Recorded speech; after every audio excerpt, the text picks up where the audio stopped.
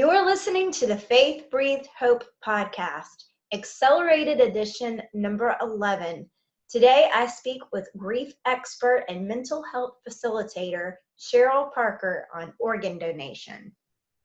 Welcome to the Faith Breathed Hope podcast, Accelerated Edition, where we gain inspiration and motivation from others who share their stories of renewing hope and discovering purpose in any circumstance.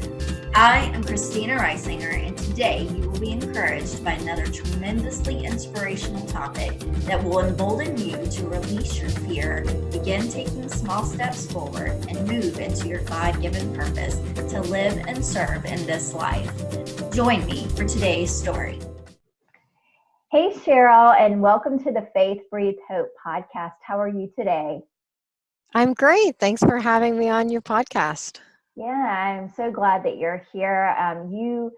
For the audience, Cheryl is actually going to be in the 2020 Grief Symposium, and so we've worked on interviewing for that, so make sure to catch her there. But right now, I would like for you just to tell the audience a little bit about who you are.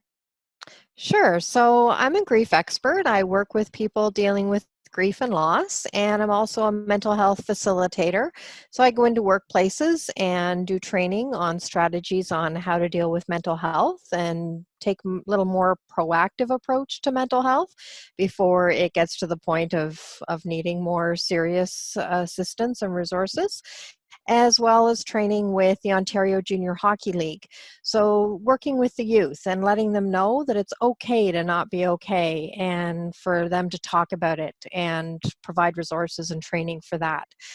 I've been featured on many news, TV interviews, talk shows, and features in magazines, and especially around organ donation. I was the national spokesperson for organ donation after my 8-year-old daughter Rachel died, and that has just fueled my passion to get out and educate people on how to grieve and how to support others who are grieving.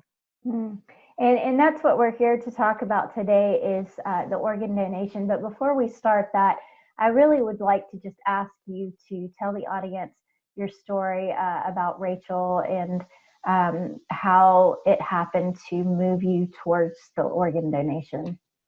Sure. So my family was hit with a flu bug, and my son, Sean, who was 6 at the time, got the flu, and then I got the flu, and then my 8-year-old daughter got the flu, and she just wasn't bouncing back from it. And at one point, her stomach was really hard, and so I took her to the hospital to get her checked out, and they told me that she had a condition called ITP, where your antibodies attack the platelets instead of the virus itself. And what typically happens is the platelets get to a really low level, and then they start multiplying and you recover. However, there's a less than 1% chance that you can have a spontaneous bleed, and that can be in any of your organs, and that again can be recoverable. However, with Rachel, she got a bleed, and her bleed was in her brain.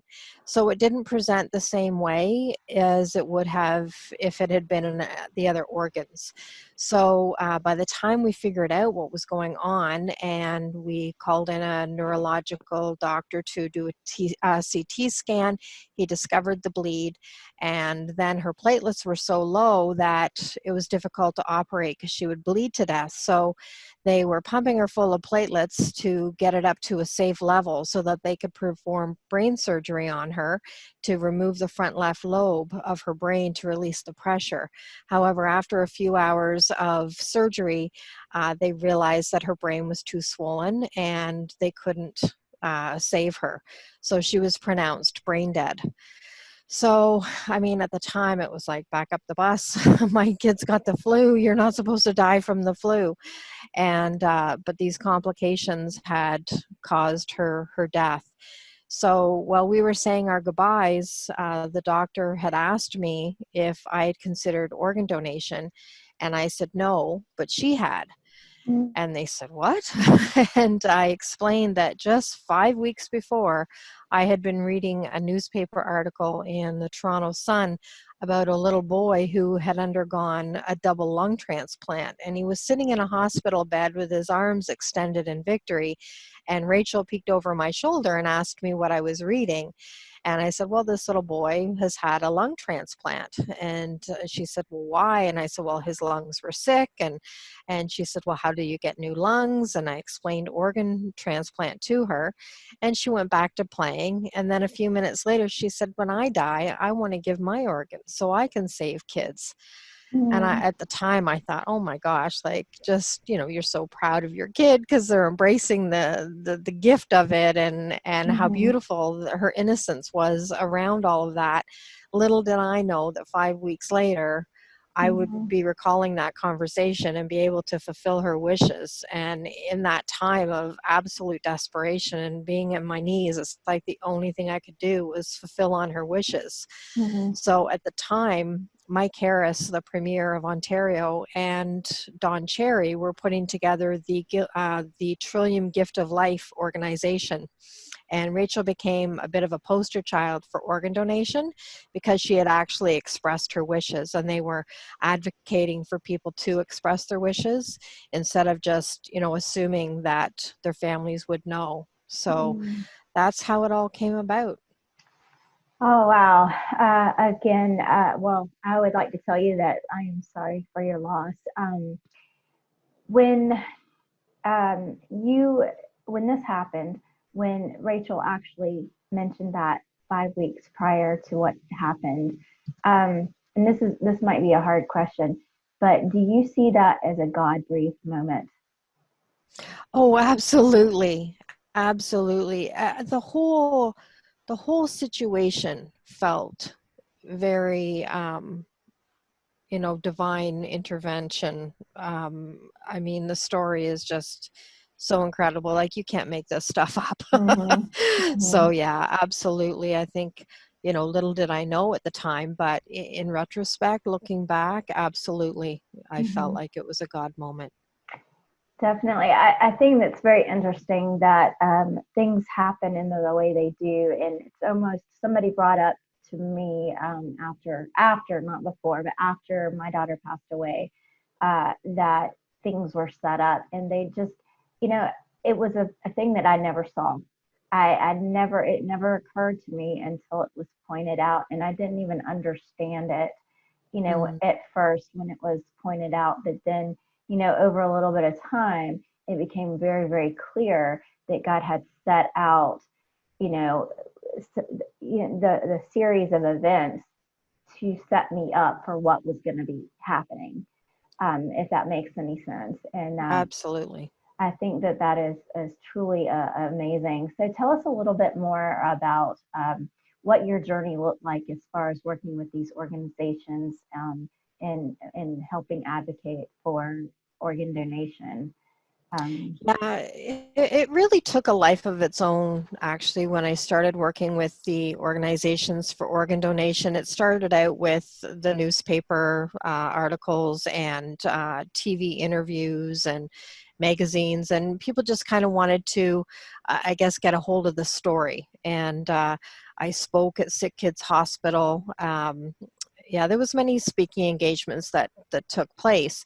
And at the time, because I was in my acute stages of grief, it kept me close to Rachel. mhm, And it kind of gave me purpose and a reason to have to get up and get dressed and go out. So it was kind of self-serving, but as time went on, I realized what a gift it was to others that I could actually share this story and have people, not only get the awareness of organ donation, but also to embrace their healing and to, realize for me that this was actually going to turn into my purpose, that I would end up working with people and helping them through their own grief process. mhm. And I think a lot of us who are in this service have stories, not the same, but stories where we have gone through something that has led us to want to help other people because of our own grief. And I remember when Isabella was alive, her nurses, several of them, we discussed the reason that they were nurses was because Mhm. of losing someone that they loved very dearly. So it led them to want to be of service to other people. A lot of people who have uh, gone through things like cancer, had a loved one in cancer, they work with that kind of thing and so on and so forth. So I find that very interesting as well. So did you have a lot of people personally reach out to you? Maybe they heard your story and they said, I'm going through something similar. Maybe it wasn't with a child, maybe it was with an adult, maybe they had come to this crossroads where they didn't know what their loved one wanted and they just really personally needed somebody to relate to.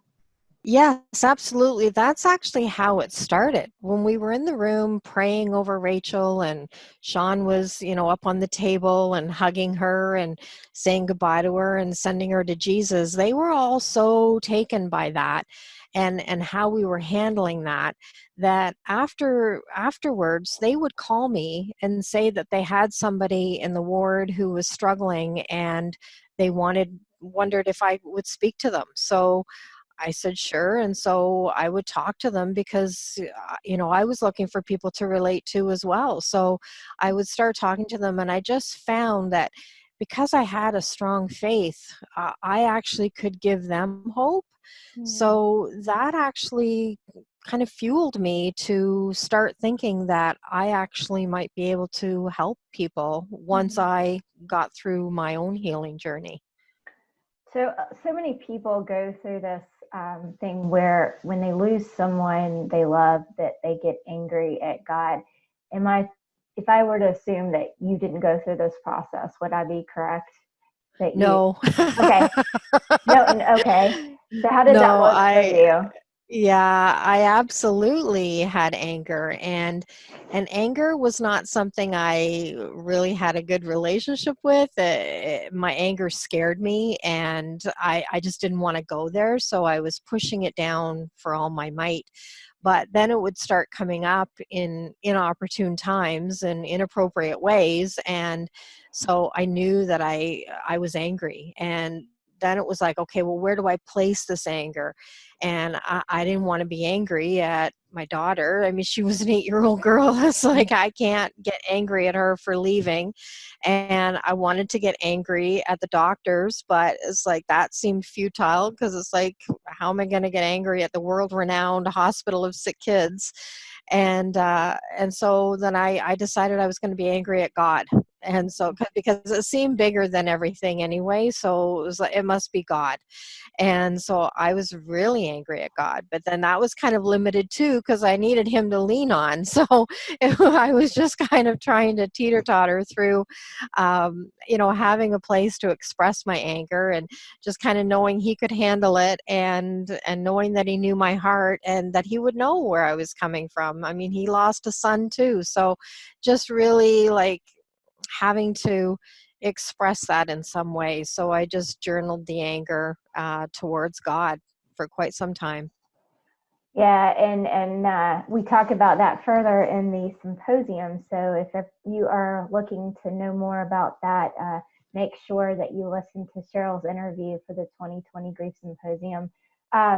So when you started helping people and you started speaking out about the organ donation, this allowed you to kind of create a legacy for Rachel and helped you have some hope, I'm guessing, and help other people have hope in certain ways. Can you speak a little bit to that piece of it, like as you continue to go throughout the years and it's a progression, it's a walking forward. Hopefully you're not staying in the same place. We all go through grief differently, but it's one step at a time, one moment at a time, one breath at a time kind of thing. How did that look for you? Yeah, so when I was speaking at these engagements, I noticed that people wanted to talk to me afterwards. They would line up to talk to me. And I remember being so surprised because I was a perfect stranger and they wanted to share their story with me. And when I had these like really, to me, intimate, sacred conversations, I just thought, I don't think I will ever be able to go back to just fluff and superficial conversations with people.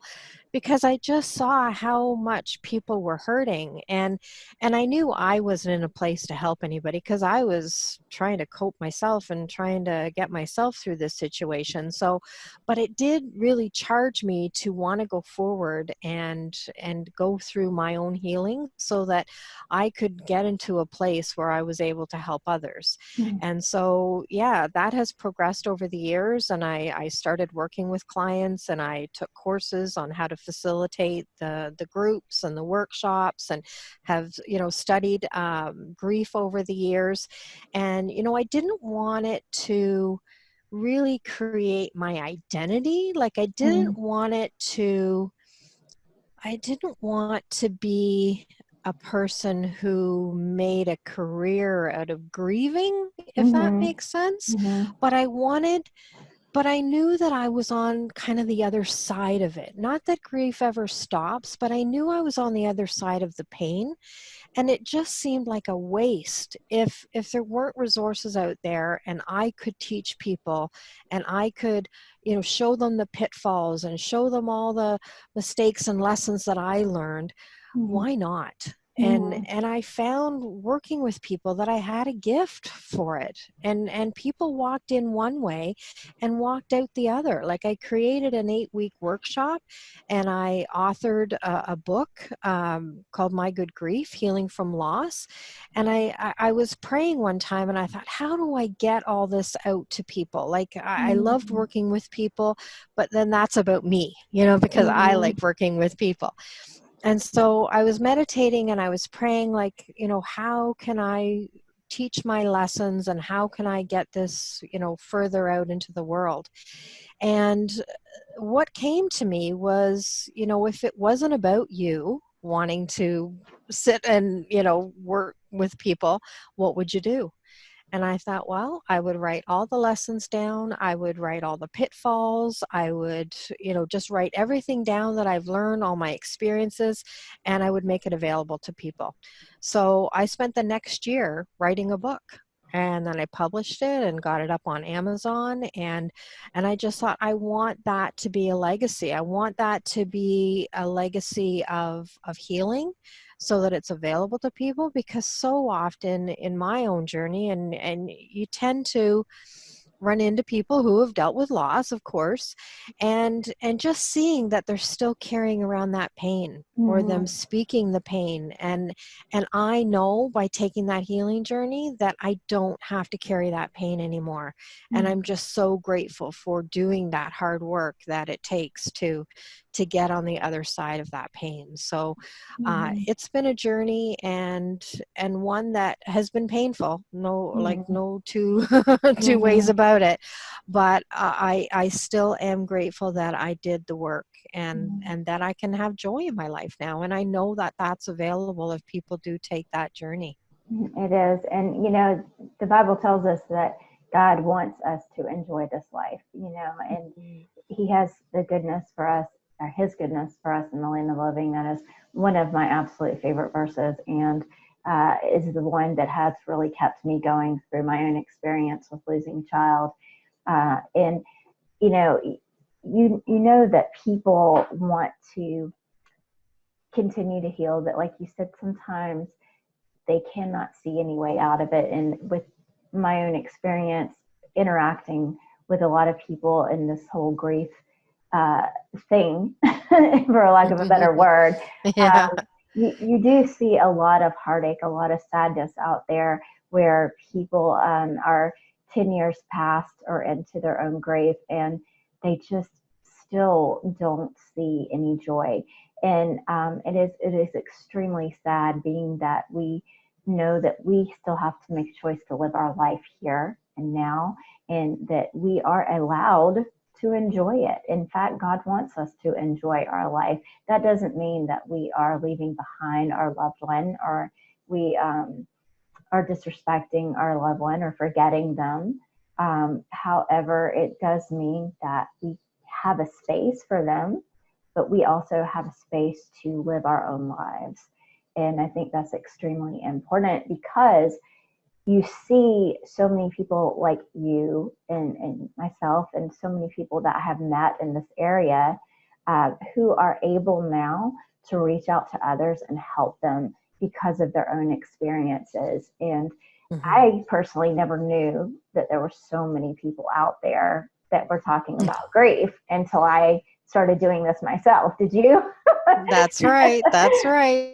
Because it was 21 years ago that Rachel died. And at the time, I was looking all over the place. And at the time, it didn't seem like there was that many resources. But wow, have we ever come a long way. And now you Google it and there's so many resources out there now. So it's wonderful that there's actually a conversation about it. And why not?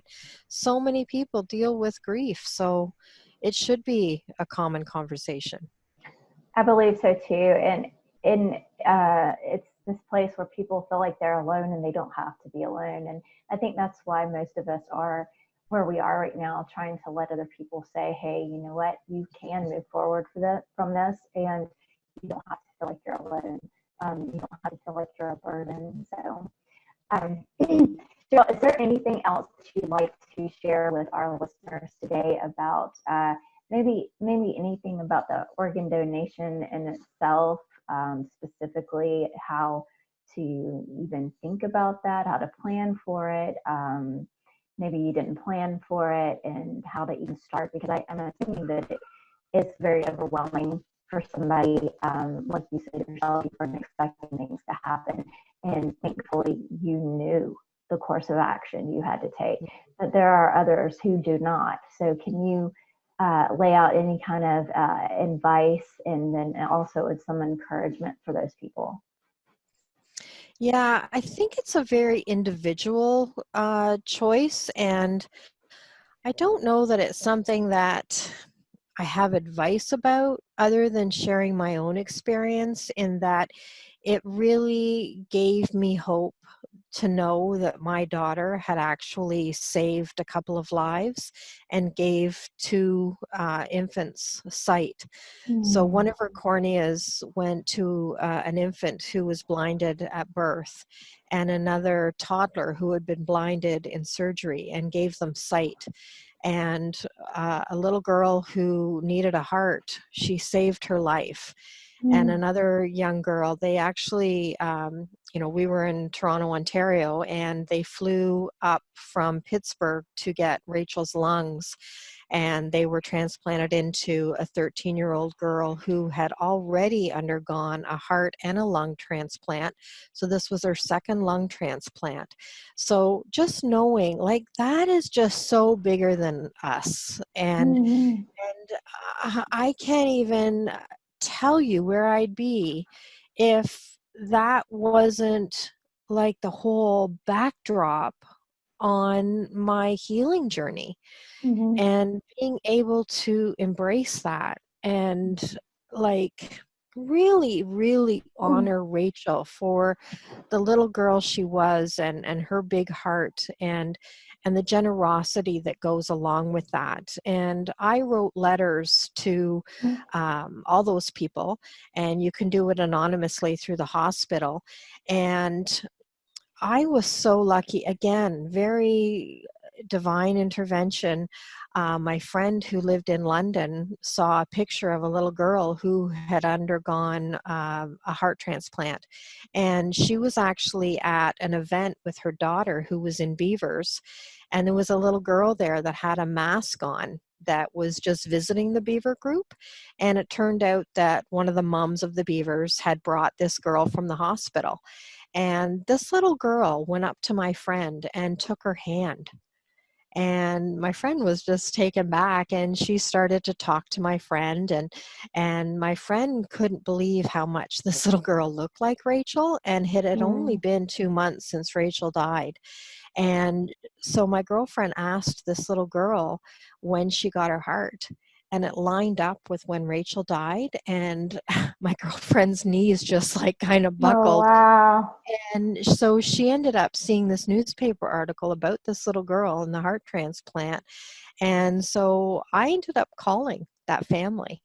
Now, it wasn't until 2 years later, because I wasn't ready, But Mm-hmm. after 2 years, I reached out and they were so excited. And they had been following Rachel's story because the dates lined up. And they suspected that Rachel had donated her organ to this other little girl, Mary.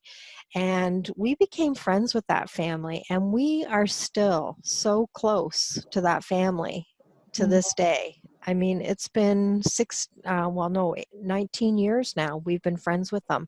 It's a very special relationship. And I guess all I would say is you just don't know what is going to come out of your generosity. And Mm-hmm. so they said it takes a lot of courage to do that. And, Mm-hmm. it didn't feel like courage to me. It just felt like hopelessly that's the only thing I could do to fulfill her wishes. So Mm-hmm. it felt like a surrender to me, not necessarily courage, but coming from the family who received Rachel's heart, it definitely came across as courage. And so if you can find the courage and find the generosity in your heart, you just don't know what's going to come of it. And it is bigger than us. Yeah. Yeah, I was sitting there thinking it must have been bittersweet to do something like that because it is a part of your daughter. And all of us are certainly different, but personally, I was unable to even like think about things such as cremation or autopsy or anything like that because Mm. there's so much of a disconnect in your brain and logic and reality when you grieve somebody. And personally for me, that was like hurting her, even though my brain knew that she was already gone. My heart couldn't go there. So I would Yeah, assume yeah. that would be, kind of a bittersweet thing where you're sad to part with that, but also very excited to be able to fulfill her wishes, but also to be able to help all these other children. And then that was my other question, which you already answered about whether or not you are allowed to keep up with these individuals. And I think that is just simply amazing because I know personally I would want to, follow them. And I don't know, maybe it makes you feel like you have a connection still to Rachel, do you think? Or is that something that comes up at all? Yeah, I mean, she's spoken of, and my son has a relationship with all those kids. There was 4 kids in the family, and actually, what ended up happening was Mary died after 4 years.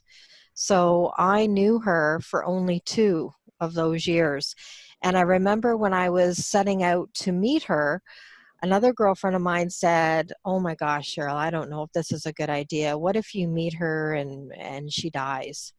Hmm. And I thought, what if I don't meet her and she dies? I just thought, no, Okay. I just feel like my soul is here to have experiences of love, Hmm. and that was an experience of love. And now the oldest daughter just literally had her first baby, and she gave her the middle name of Mary for her Oh, little sister, and she named her Brooklyn, and that's the town where we met. okay. And I had just seen her a few weeks before she had the baby, and she was saying that she wanted to somehow have Rachel and Mary, they're both their names, incorporated in the baby. And when we were reminiscing about meeting, and it was almost 20 years, Amanda said that she knew that it was the right name, that it's Brooklyn. So there's just such a special Hmm. bond, and you can't make that stuff up. That's amazing. That is an amazing Yeah, story. Good things that come out of it. Um, yeah. Well, this is such an interesting story for me. When I had asked about any advice, I guess being someone who has never dealt with the organ donation, is it something that the doctors take care of, or like it's a process in deciding who gets what? Is Hmm. that something that's really detailed and extensive, and that's kind of where I was kind of going with that. Maybe that's not a conversation for right now, but Would you be able to touch on that just briefly? Yeah, I can tell you that at Toronto Sick Kids, they were ever so gentle in the Okay. process. Like I felt very held through the whole process. And I'm still in touch with Lisa McCarthy, who was the nurse at Toronto Sick Kids Hospital. I mean, just through Facebook and social media. But she was just the most kind, gentle soul and held me through the whole process. Now, as far as in the background, who gets the organs and what organs, they manage all of that. And I mean, to me, it was like Rachel's wishes. So they, could have any part of her that would help somebody. So they assess, because of the infection, what organs they can harvest, and they take care of where that would go. So yeah, that's all out of your hands. It's mostly just holding you through the process of saying yes, Okay. and giving your permission. That's really your only part. Okay. Awesome. Thank you for sharing that. And before we go, I would like for you to tell everybody where they can find you if they want to reach out to you, maybe have a conversation. Sure. You can reach out to me at www.mygoodgrief.com. And I'm also on Facebook. So My Good Grief, there's a public Facebook page as well as a private group, and they're both called My Good Grief. Okay, awesome, Cheryl. Thank you so much for being here with me on Faith Breathes Hope. And for those of you who are listening, I hope you continue to be blessed and bless others. We'll see you next week. Faith Breathed Hope is sponsored by the 2020 Virtual Grief Symposium and Ellie's Way. When you register for this event, you will have a chance to win one of several amazing customizable gifts from our artists and creators. These gifts have been graciously donated in hopes that you may receive some small piece of comfort during a time that brings such pain. You can receive one of 20 personalized Ellie's Way necklaces. For more information, join the Virtual Grief Symposium group on Facebook or grab your ticket at griefsymposium.com.